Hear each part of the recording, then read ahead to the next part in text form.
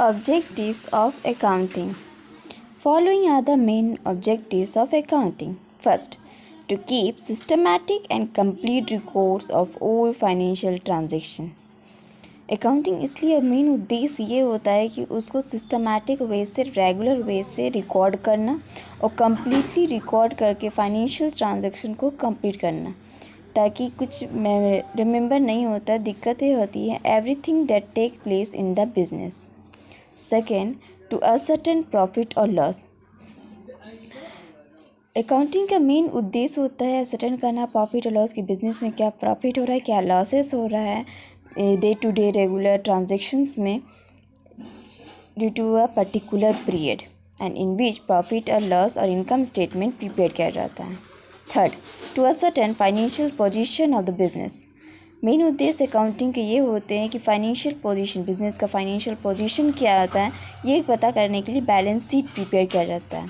अब balance sheet में क्या होता है, कैपिटल लायबिलिटीज़ दिखाते हैं वन साइड में और एसेट्स दूसरा साइड में. फोर्थ पॉइंट, टू प्रोवाइड करता है information to various groups and. Main उद्देश्य अकाउंटिंग के ये होते हैं कि जो बिजनेसमैन होते हैं उसको ये इन्फॉर्मेशन दिया जाता है ताकि बिज़नेस को डे टू डे ट्रांजेक्शन्स को क्या हो रहे हैं क्या नहीं हो रहे हैं उसके बारे में जानकारी देने के लिए. Related to the affairs of the business enterprises, owners of the business, investors, creditors, government, taxation authorities, suppliers, employees use accounting information.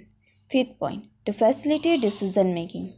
Main उद्देश्य अकाउंटिंग प्रिपेयर करने का ये होता है ताकि डिफरेंट पर्सन जो ऑर्गेनाइजेशंस के होते हैं वो डिसीज़न ले सकें, ताकि क्या क्या बिज़नेस को लेके क्या प्रॉब्लम आ रहा है, क्या लो हो रहे, क्या से हाई हो रहे, ये डिसीजंस लेने में काम आते हैं ताकि वो टाइम टू टाइम और भी अच्छा से कर सकें.